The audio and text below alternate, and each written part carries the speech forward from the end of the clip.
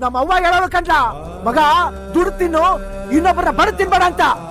ನಿಮ್ನೆಲ್ಲ ಗುಪ್ ಕಟ್ಕೊಂಡು ಸೋಕಿ ಮಾಡೋದಕ್ಕೆ ನಾನೇನ್ ಪಾಳೆಗಾರಲ್ಲ. ಬೇಡ ಕಣ್ರಯ್ಯ, ಬೇಡ. ಇಂಥ ತಿರ್ಕೆ ವಿಷಯ ನಂಗೆ ಬೇಕಾಗಿಲ್ಲ.